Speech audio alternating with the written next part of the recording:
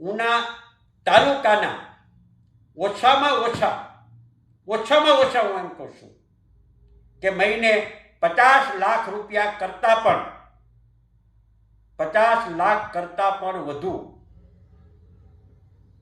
નું ઉઘરાણું police department દ્વારા થતું હોય છે. 50 લાખ કરતાં વધારે. મેં ગણતરી નથી કરી, પણ જે વિગતો જે આવે છે, નવા એસપી આવ્યા છે એ પછી હપ્તામાં વધારો કર્યો છે.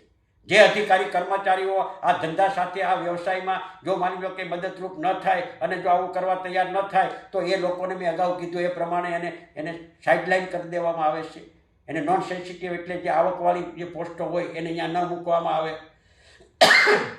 જે હાવ બે રહેમ એટલે ટૂંકમાં શું કહેવાય, જે બેફામ છે, જે કર્મચારી અધિકારીઓને જરાય નાક શરમ નથી, લાજ શરમ નથી, એવા અધિકારીઓને જ્યાં જ્યાં આવક આવે એવા માની લો કે અહેમદપુર પોસ્ટ ઉપર માની લો કે એને એ લોકોને જવાબદારી સોંપવામાં આવે. એ પછી એલસીબીની હોય, એ પછી ડી સ્ટાફમાં હોય કે કોઈ પણના ઓલામાં હોય. એટલે હપ્તો જે છે એની રકમની છે એ વધારે છે, પણ મેં જેમ કીધું એ પ્રમાણે 50 લાખથી ઓછી તો નહીં જ. 50 લાખ કરતાં પછી ઓછી જેટલી ગણતરી થાય એટલું વધારાનું દર મહિને એ લોકો પૈસા એકત્રીકરણ કરે છે. ભાઈ, ઉના તાલુકાના વાસોજ ગામે એક મહિલાનો વિડીયો વાયરલ થયો છે જેમાં પોલીસ પર આક્ષેપ કરવામાં આવ્યા છે, શું કહેશો? જે વિડીયો આજે સોશિયલ મીડિયામાં વાયરલ થયો છે એ પણ મારા મોબાઈલમાં મેં એમને જોયો છે. અને આપ જેમ કહો છો કે ભાઈ મહિલાએ આક્ષેપ કર્યા છે, આક્ષેપ નથી, હકીકત છે. ઉના શહેર અને ઉના તાલુકાની અંદર બેફામપણે વિના બે રોકટોક કોઈ પણ જાતની શું કહેવાય ભય વિના મુક્ત રીતે ભાજપના પદાધિકારીઓ અને પોલીસની સાંઠગાંઠ અને મિલીભગતથી દારૂના ધંધા બેફામ ચાલે છે. રેતીના ધંધા પણ બેફામ ચાલે છે.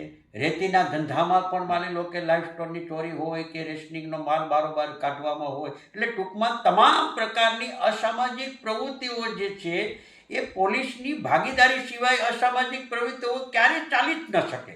મેં ભૂતકાળની અંદર પણ કાયમી માટે કહેતો આવ્યો છું કે પોલીસ એક હાથે તાળી ન પડે, એટલે તાળી પાડવા માટે બે હાથને ભેગા જ કરવા પડે. એવી જ રીતે પોલીસની સંમતિ હોય, એની સાથે સાથે સત્તા પક્ષના પદાધિકારીઓની સંમતિ હોય અથવા એમની ભાગીદારી હોય તો જ કોઈ પણ અસામાજિક પ્રવૃત્તિઓ ધંધો કરી શકે. એ પછી રેતીનો ધંધો હોય, એ પછી રેશનિંગનો માલ બારોબાર વેચવાનો ધંધો હોય, એ પછી માની લો કે લાઇફસ્ટોન ખનનનો હોય, એ પછી તાળી વેચવાનો હોય, એ પછી વડલી મટકાનો હોય, અથવા દેશી દારૂ અને વિદેશી દારૂ. દેશી દારૂના ભઠ્ઠાઈ પણ અત્યારે ગામડે અત્યારે બેફામ અત્યારે ચાલે છે. એવી જ રીતે વિદેશી દારૂની હેરાફેરી પણ હું વર્ષોથી કહેતો આવ્યો છું. ધારાસભ્ય તરીકે પણ મેં ભૂતકાળની અંદર કહેતો આવ્યો છું અને અત્યારે પૂર્વ ધારાસભ્ય તરીકે એક લોકોના પ્રતિનિધિ તરીકે પણ અત્યારે હું વહીવટી તંત્રને નીચેથી ગાંધીનગર સુધી રજૂઆતો કરતો આવ્યો છું કે ઉનાની અંદર બેફામ રીતે તમામ અસામાજિક પ્રવૃત્તિ ફૂલી ફાલી છે.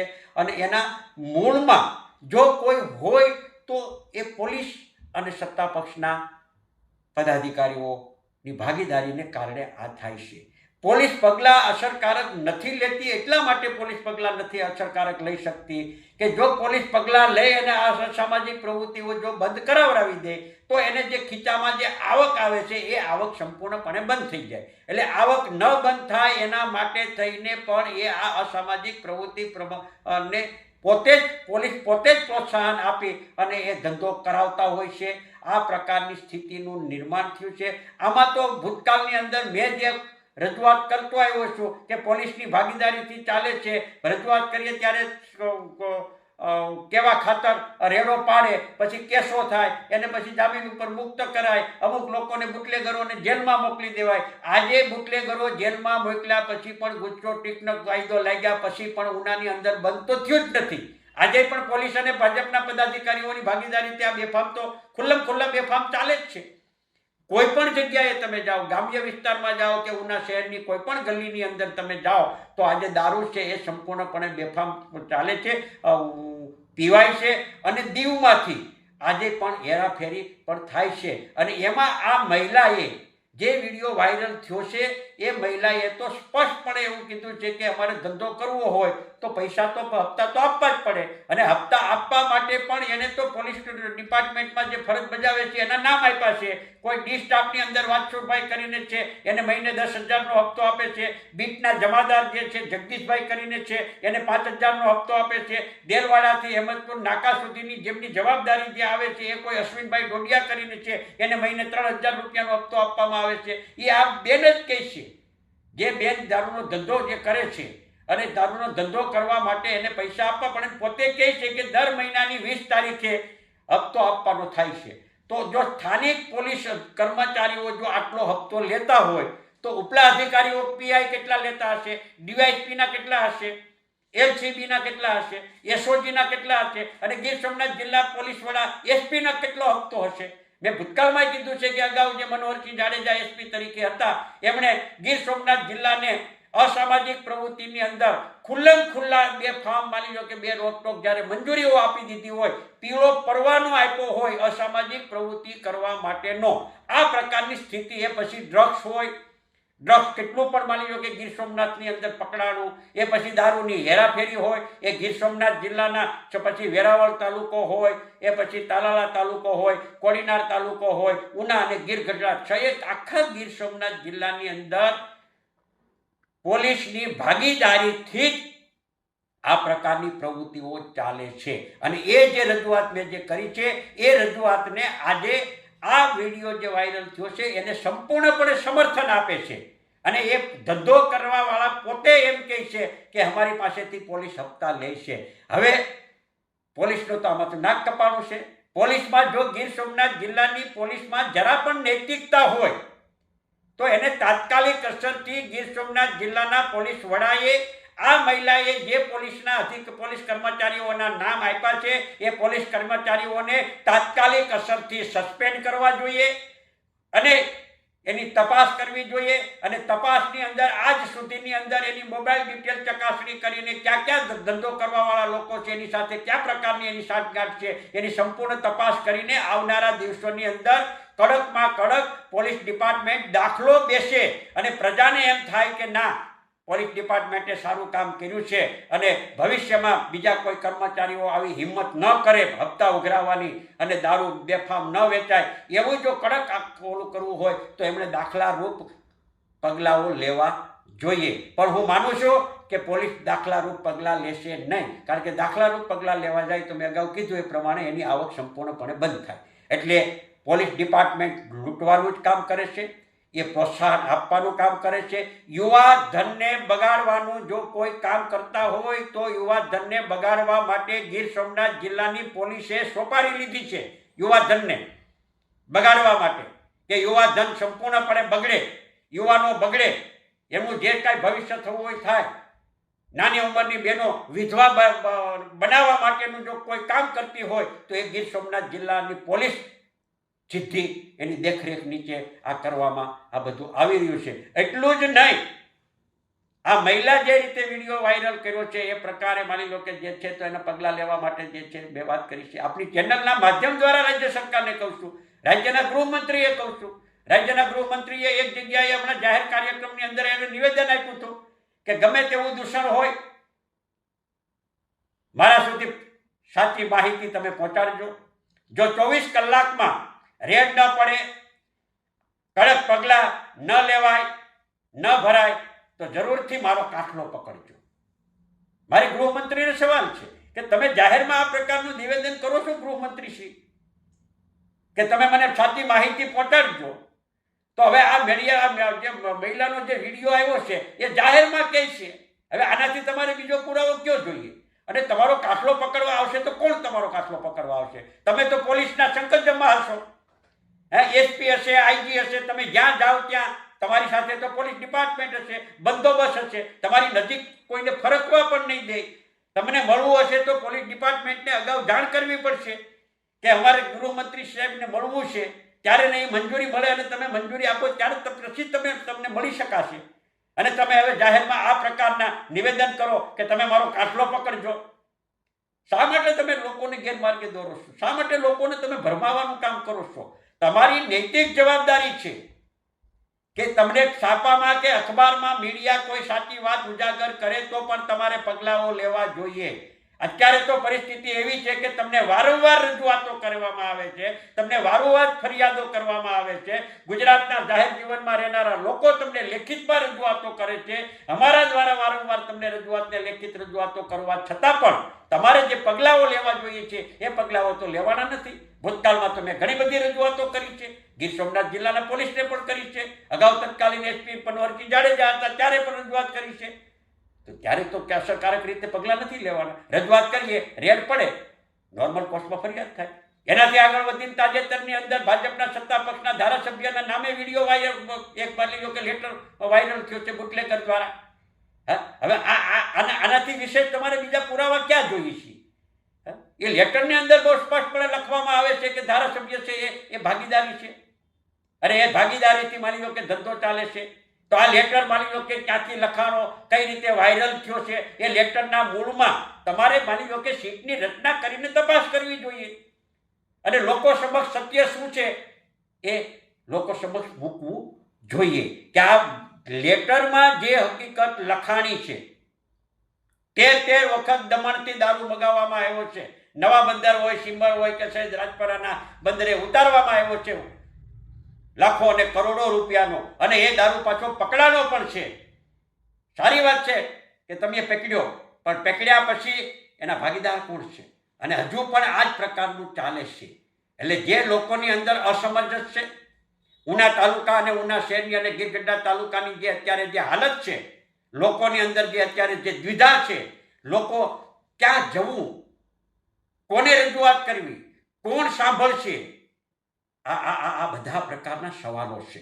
અને એ બધા પ્રકારના સવાલો છે ત્યારે તમે આ ઉનાની હાલત જે છે, ઉના શહેર તાલુકાની એ સ્થિતિને તમે કંટ્રોલ કરવા માટે અસરકારક રીતે પગલાં લ્યો. પોલીસ સંપૂર્ણપણે પ્રજાના મિત્રને બદલે પોલીસ અસામાજિક પ્રવૃત્તિ કરનારા લોકોની સાથેની સાંઠગાંઠ ધરાવે છે. દરિયાઈ રેતીની ચોરી થાય છે, તો દરિયાઈ રેતીની ચોરી થાય છે એના મૂળમાં કોણ છે? એના મૂળમાં પણ પોલીસ છે. એ પછી નવા બંદરની પોલીસ હોય કે ઉનાની પોલીસ હોય, મોટા ભાગના પોલીસ કર્મચારીઓ જે ફરજ બજાવે છે એના પોતાના ટ્રેક્ટરો છે. એ ટ્રેક્ટરો છે, ડ્રાઈવરો રાખીને કામ કરે છે. એ પણ ધંધો ભાગીદારીમાં કરે છે. એ પણ ખુલ્લમ ખુલ્લા થાય છે. એના ઉપર સ્થાનિક વહીવટી તંત્ર કોઈ પણ પ્રકારના પગલાં નથી લેતા. કામ ચલાવ 2-3 ટ્રેક્ટર કોઈ રજૂઆતો થાય તો ટ્રેક્ટરો પકડી અને પાછું દંડ કરી તરત પાછો છોડી દેવામાં આવે, અને એ છોડી દીધા પછી એ જ ટ્રેક્ટર પાછું રેતી ભરવા જાય. ડે નાઇટ ચાલે છે. એ પછી રાવળ નદી હોય, માલણ નદી હોય, મચુંદરી નદી હોય, આ નદીઓને હાવ પૂરી કરી નાખી છે. નદીઓને આપણે માં કહીએ છીએ. એ માને, એ માતાને આ ભૂ માફિયાઓ અને રેતી ચોરોએ અને પોલીસની ભાગીદારીથી અને વહીવટી તંત્રની ભાગીદારીથી આ માતાઓને નગ્ન કરી નાખી છે. અત્યારે આ સ્થિતિ અને આ હાલત છે. અને છતાં પણ પોલીસ ડિપાર્ટમેન્ટ હોય કે અન્ય ડિપાર્ટમેન્ટનું વહીવટી તંત્ર હોય, એના પેટનું પાણી પણ હલતું નથી. એને કોઈ અસર જ નથી થતી. આટલી બધી જાડી ચામડી, આટલી બધી મોટી ભાગીદારી, આટલી બધી તમે પૈસા માટે તમે ગમે તે પ્રકારે નીચે જઈ શકો અને લોકો બેફામ હેરાન થાય. ક્યાં સુધી ચલાવશો? આ સ્થિતિ ચલાવશો? હવે તો હદ થઈ છે.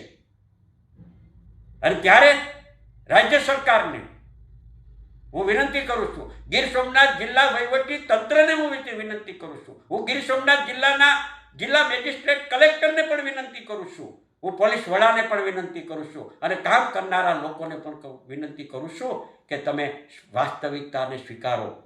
તમે ભાગીદારીમાંથી બહાર નીકળો અને અસરકારક પગલાં લઈ અને ગાંધીના ગુજરાતમાં દારૂબંધીનો જે કડક અમલ થાય. સરકાર કાયદા બનાવે છે, પણ કાયદાનો અમલ કોણ કરાવે? અમલ કરવા માટેની માનસિકતા કોની જવાબદારી છે? શા માટે કાયદાનો અમલ નથી થતો? શા માટે કાયદા ઉપર કાયદાનું ખુલ્લમ ખુલ્લા ઉલ્લંઘન કરીને આ બધી બેફામ ચાલે છે? લોકમાં અત્યારે લોકો કોમેન્ટ કરે છે. ત્યારે કરતા દારૂબંધી જે છે એના બધા તમે છૂટી આપી દો, આવી બધી લોકો કોમેન્ટ કરે છે. પણ ગાંધીના ગુજરાતમાં એ શક્ય નથી. કડક રીતે અમલ કરાવરાવો. તમારામાં જો પણ કાંઈ પણ નૈતિકતા હોય તમે સરકારે બનાવેલા કાયદા ઉપર લોકોને વિશ્વાસ ને ભરોસો બેસે એ પ્રકારનો કડક અમલ કરાવડાવીને યુવા ધનને બચાવો. વિધવા બહેનો થતી હોય એને તમે બચાવો. આ તાતી જરૂરિયાત છે. હા, અને આટલી વાસ્તવિકતા આટલા પુરાવા પછી પણ જો તમને કોઈ પણ પ્રકારની જો અસર નથી થતી હોય તો છેલ્લે એટલું જ કહેવું પડે કે ઉપરવાળાને તમે જવાબ દેજો. થોડા દિવસ પહેલા ઉનાના સિમ્બર બંદર ખાતેથી દારૂ પકડવામાં આવ્યો હતો અને મોકલનારનું નામ ખોલ્યું છે એટલે લાવનારનું નામ નથી ખોલ્યું. શું કહેશો? એ જ સવાલ છે. સવાલોનો સવાલ એ જ છે કે દારૂ પકડાય છે. 55 થી 65 લાખ રૂપિયાનો દારૂ સિમ્બરથી પકડાયો. પીઆઈ રાણાએ પકડ્યો અને જેવો દારૂ પકડ્યો અને ઓલું થયું સેટલ ન થયું એટલે એની તાત્કાલિક બદલી કરી નાખી. એનો કઈ સમય પૂરો નહોતો થયો. બદલી કરવાનું કારણ હું? એમની આ કોણે ફરિયાદ કરી હતી?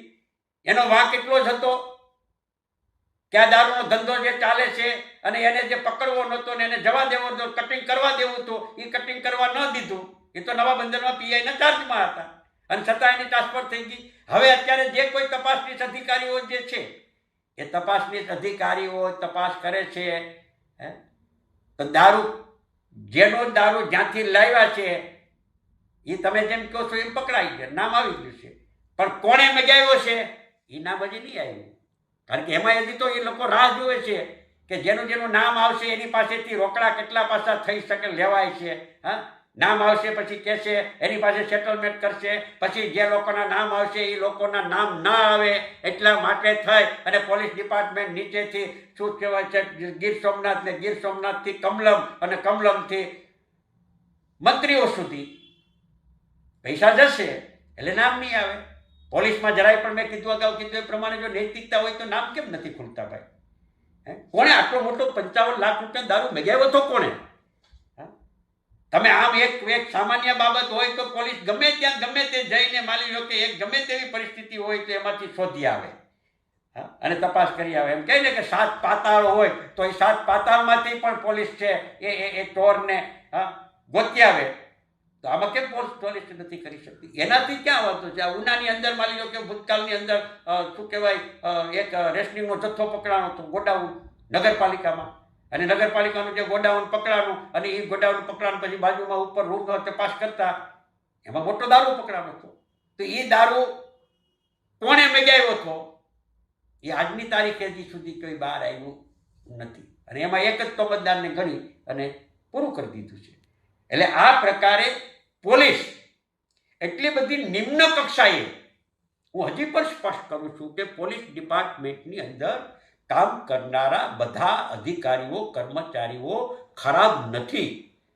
સારા કર્મચારીઓ છે, સારા અધિકારીઓ છે અને એ સારા અધિકારીઓ છે એનામાં આ ગેરકાયદેસર ચાલતી પ્રવૃત્તિ રોકવા માટેની સંપૂર્ણપણે સક્ષમતા છે.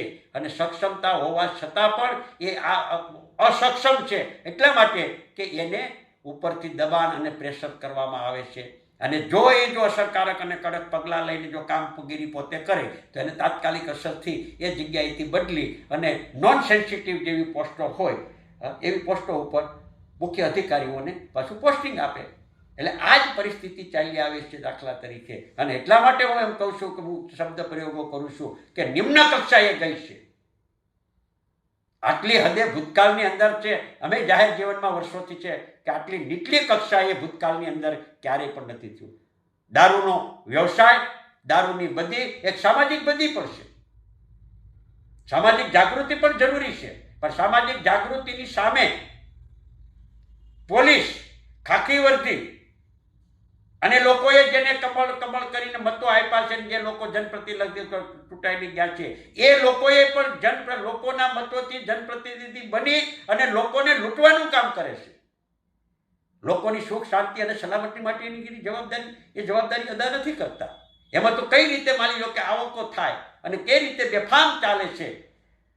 અને એ ઉનામાં જે ચાલે છે એની તમામ લોકો, એ પછી શહેરમાં રહેનારા લોકો હોય, પ્રબુદ્ધ નાગરિકો હોય, સવારે મજૂરીએ જાય સાંજે ઘરે આવે, એ તમામ લોકો જાણે છે. અને એ જાણતા હોવા છતાં પણ બોલવા માટેની જેની જવાબદેહી છે, ભાજપના લોકોની જવાબદારી છે, ભાજપના લોકો મતો આપે છે, અને છતાં આવી બે ઠામ આ પ્રવૃત્તિઓ ચાલે છે. પ્રયત્નો શું કરે છે ભાજપના લોકો, ભાજપના ચૂંટાયેલા પદાધિકારીઓ આ પ્રવૃત્તિને રોકવા માટે ક્યારેક કંઈથી ક્યાંય તમે સાંભળ્યો મીડિયાના લોકોએ કે ક્યાંય લેટર લખીને રજૂઆત કરી હોય, ક્યાંક મામલતદાર કચેરીમાં ગયા હોય, ક્યાંય પોલીસ સ્ટેશનમાં ગયા હોય કે અહીંયા ગેરકાયદેસર પ્રવૃત્તિ ચાલે છે તમે બંધ કરો? પોલીસ સ્ટેશનની અંદર જ્યારે જ્યારે માની લો કે લોક દરબાર થાય અને જ્યારે જ્યારે પોલીસ ડિપાર્ટમેન્ટ મિટિંગ બોલાવે, તો કોણ લોકો ત્યાં હોય છે, કોની હાજરી ક્યાં હોય છે? આ બધા પ્રકારના સવાલો છે. અને જેટલું બધું અત્યારે ચાલે છે એ ધીમે ધીમે ધીમે ધીમે ઉનામાં જે કાંઈ માની લો કે જેલમાંથી જે ધારાસભ્યના નામે લેટર લખાણો છે અને ત્યાર પછીની જે આખી જે વાતો આવતી હોય છે, લોકસભાની ચૂંટણી વખતે પણ માની લો કે શું કહેવાય દારૂ નો એક બુટલેગર એ પણ ધારાસભ્યની સાથે સતત માની લો કે જોવા મળે છે અને પ્રેસના મીડિયાએ વ્યક્ત કર્યું હતું. ઉનાથી ગીર ગઢડા થતા રોડ ઉપર એક બિલની અંદર માંથી ગોડાઉનમાંથી દારૂ પકડાણો હતો. એ દારૂના પકડાવાનો કેસ થયો અને એમાં તોમતદારો છે, છતાં એ તોમતદારો કોણ હતા? એ કોંગ્રેસ સાથે સંકળાયેલા હતા કે ભાજપ સાથે સંકળાયેલા હતા? તો એની પણ માની લો કે ભાજપના આગેવાનોએ સ્પષ્ટતા કરવી જોઈએ, એના પદાધિકારીઓએ સ્પષ્ટતા કરવી જોઈએ. જો ઉનામાં બધું સારું જ હોય, ઉનામાં કાંઈ છે જ નહીં અને કોઈ ભાજપના લોકો કોઈ જવાબદાર છે જ નહીં આવી બધી પ્રવૃત્તિઓની અંદર, તો એને આ બધી પ્રવૃત્તિઓ ચાલે છે એની સ્પષ્ટતાઓ કરવી જોઈએ. આ ગેરકાયદેસર ગોડાઉનમાં દારૂ પકડાયો તો કોનો હતો એની સ્પષ્ટતા ભાજપે કરવી જોઈએ, એના આગેવાનોએ કરવી જોઈએ, નગરપાલિકાના પદાધિકારીઓએ કરવી જોઈએ. આ જે પકડાય છે તો એના ખુલાસા એ લોકોએ કરવા જોઈએ. અમે ક્યાંય છીએ જ નહીં, એના કરતા આ જે પકડાય છે એ કોના કહેવાથી એ કોની સાથે સંકળાયેલા છે, અને કોંગ્રેસ સાથે સંકળાયેલા હોય તો કોને જાહેરમાં કે એ કોંગ્રેસના સાથે સંકળાયેલા છે? કોણ ના પાડે છે? પણ વાસ્તવિકતા બધા લોકો જાણે છે, બધા લોકો સમજે છે. પરંતુ જે હકીકત અને જે વિડીયો, જે મૂળ જે વાત જે છે, જે મહિલાનો વિડીયો વાયરલ થયો છે અને એમાં જે પોલીસ કર્મીઓના જે નામો આપે છે, એ પોલીસ કર્મીને એક દાખલો બેસે એ પ્રકારની જિલ્લા પોલીસ વડાએ કાર્યવાહી કરવી જોઈએ. અને જિલ્લા પોલીસ વડા જો કાર્યવાહી ન કરે તો આઈજીએ કાર્યવાહી કરવી જોઈએ, અને આઈજી જો કાર્યવાહી ન કરે તો ગાંધીનગરથી પણ સરકારે આ લોકોની સામે જેના નામ લીધા છે એ લોકોને તાત્કાલિક અસરથી સસ્પેન્ડ કરી અને ભવિષ્યમાં તપાસ કરીને એને ડિસમિસ કરવા જોઈએ. અને એ ઉપરાંત છેલ્લા 5 વર્ષમાં ઉના શહેર, ગીર ગઢડા, નવા બંદર પોલીસ સ્ટેશનની અંદર જેટલા અધિકારી કર્મચારીઓએ ફરજ બજાવી છે એ બધાની ફોન ડિટેલની તપાસ કરવી જોઈએ. કયા કર્મચારીઓએ કયા બુટલેગરને, કયા ધંધાના લોકોની સાથે સાંઠગાંઠ ધરાવે છે. અત્યારે તો આધુનિક છે, ડિજિટલ છે, startup India, make in India, digital ઇન્ડિયાની વાતો કરે છે. તો ડિજિટલ ઇન્ડિયામાં તો તમને તાત્કાલિક સંપૂર્ણપણે બધું મળી જાય. હમણાં ચોરી થઈ તપોવન, લગભગ ઘણું બધું ચોરી ગયા. તો અત્યારે ઉના શહેર અને તાલુકાની અંદર પોલીસનું અસ્તિત્વ છે જ નહીં. પોલીસ હોવા છતાં એનું અસ્તિત્વ નથી. અને એટલા માટે અપેક્ષા રાખી છે કે પોલીસનું અસ્તિત્વ રહે. અને પોલીસ અસ્તિત્વ ક્યારે દેખાય કે અસરકારક પકડાય. અહીંયા ઉનામાં ડીવાયસપી કચેરી થઈ, ડીવાયસપી અત્યારે બેસે છે. ડીવાયસપીની કચેરી એવી થઈ કે ઉના તાલુકામાં અસામાજિક પ્રવૃત્તિઓ ઉપર રોક લાગે, એના ઉપર બ્રેક લાગે, લુખાગીરી કોઈ ન કરે, માફિયાગીરી કોઈ ન કરે, ભૂમાફિયાનું કોઈ માથું ન ઉચકે, લોકો સુખ શાંતિ અને સલામતીથી રહી શકે. એના માટે ભૂતકાળમાં પૂજાભાઈ વંશ ધારાસભ્ય હતા ત્યારથી લઈને માની લો કે મહેનત કરીને અને સરકારે, બીજેપીની સરકારે છેલ્લે માની લો ડીવાયસપી કચેરી આપી. ભાઈ ડીવાયસપી શું કરે છે? એ ઓફિસમાં જ બેસવાનું કામ કરે છે. એને આ તાલુકામાં આ ઉના શહેરમાં પ્રવૃત્તિઓ ચાલે છે, ડીવાયસપીને ખબર નથી? ડીવાયસપીની જવાબદેહી શું? કે ડીવાયસપી એક ઓફિસમાં બેઠા સ્ટાફ સાથે લઈને પછી હપ્તા જ લેવાના, હપ્તા લેવાનો ધંધો કરવાનો. જો સ્થાનિક કક્ષાએ જો ઓફિસ હોય અને કોઈ પણ અસામાજિક પ્રવૃત્તિ કરનારા લોકો હોય અને એની જાણ પોલીસને ના હોય એવું ક્યારેય ન બને. પોલીસના ખાનગી બાતમીદારો હોય છે. પોલીસને આજે પણ પૂંજાભાઈ વંશ ક્યાં જાય છે, ક્યાં શું કરે છે, પૂંજાભાઈનો પરિવાર શું કરે છે, પૂંજાભાઈ ક્યાં ધંધા સાથે સંકળાયેલા છે, પૂંજાભાઈ ક્યાં વ્યવસાય કરે છે, પૂંજાભાઈને હારે રહેનારા ક્યાં લોકો ક્યાં ધંધા સાથે સંકળાયેલા છે, આ બધી જ માહિતી ડિટેલ જે છે એ રાજ્ય સરકારની આઈબી વિભાગ તરફથી પણ તપાસની ચકાસણી થતી હોય છે. અને જાહેર જીવનમાં રહેનારા લોકોની પણ ચકાસણી પોલીસને બધી બાતમીદારો મારફત બાતમી મળે છે. પણ આ અસામાજિક પ્રવૃત્તિ, આ દારૂનો બેફામ ધંધો ચાલે છે, એની બાતમી પોલીસને મળતી નથી. અને એટલા માટે નથી મળતી કે પોતે અને લોકોના મતોથી ચૂંટાયેલા પદાધિકારીઓ બંનેની ભાગીદારીથી આ ચાલે છે, એટલે એને આ પ્રકારની બાતમી મળતી નથી. ગીરગઢડા ઉપર ડીવાયસપી કચેરીને હમણાં ફેરવવામાં આવી છે. પહેલાં ઉડા વરસિંગપુર રોડ ઉપર ડીવાયસપી કચેરી હતી, હમણાં ફેરવવામાં તાજેતરમાં આવી છે. તો જે ડીવાયસપી કચેરી જે ફેરફાર કરવામાં આવ્યો છે ઉના ગીરગઢડા રોડ પર આવે છે, તો ડીવાયસપી કચેરીની 500 મીટરની પેરીફેરીમાં પણ દારૂ બેફામ વેચાય છે, ખુલ્લા વેચાય છે. તો એ ડીવાયસપી કચેરી કે ડીવાયસપી કચેરીમાં કામ કરતા કર્મચારીઓને એની ખબર નથી, એ જાણે જ છે. ત્યાં 500 મીટરની પેરીફેરી એટલે શુગર ફેક્ટરીનો આજુબાજુનો વિસ્તાર. જૂના પેલા ક્વાર્ટર, શુગર ફેક્ટરીના જૂના ક્વાર્ટરમાં જાઓ તો ભૂતકાળની અંદર પણ ત્યાં રેડો પડી છે અને ત્યાંથી દારૂ પકડાણા છે. આ પણ હકીકત છે. એવી જ રીતે તમારે જૂની વડલા પોલીસ ચોકી હતી. હવે જૂના વડલી પોલીસ ચોકીથી તમે 400 મીટરની અંદર મસૂરી નદીની અંદરના ઓલાની અંદર જાઓ તો ત્યાં પણ દારૂ માની લો કે બેફામ માની લો કે ખુલ્લા વેચાય છે. અહીંયા એસટી સ્ટેન્ડ જે આવ્યું છે, બસ સ્ટેન્ડ આવ્યું છે, એની પાછળના ભાગની અંદર જાઓ તો ત્યાં પણ ખુલ્લા દારૂ વેચાય છે અને ધંધો ચાલે જ છે. તો આ ખુલ્લા ચાલતા ધંધાઓ જે છે એ લોકોને ખબર છે, લોકો જાણે છે કે આ વસ્તુ, અને પોલીસને ખબર નથી. આ દુર્ભાગ્ય છે. દુર્ભાગ્ય ગણો તો દુર્ભાગ્ય, અને દુર્ભાગ્ય ન ગણો તો કમનસીબી ગણો. પણ ખાકી વર્દીઓના ખીચામાં પૈસા આવે એટલા માટે થઈ અને જેનું જેમ થવું હોય એમ થાય, પ્રજાનું જે થવું હોય તે થાય. પણ આ લોકો ખુલ્લા પોતાની મેળાપીપણીથી આ પ્રકારનો ધંધો ઉનામાં ચાલે છે. નમસ્કાર મિત્રો, હું ફિરોઝ ઈરાની આજે તમને એક નવી વાત કરવા આવ્યો છું. દીવ મિરર ન્યૂઝ જોતા રહો, સબસ્ક્રાઇબ કરવાનું ભૂલતા નહીં અને શેર કરવાનું પણ ભૂલતા નહીં. સત્યની સાથે જોડાતા રહો.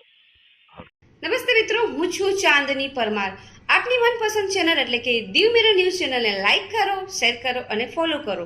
અને હા, તેમાં દરરોજ તાજા સમાચાર જોવાનું ભૂલશો નહીં.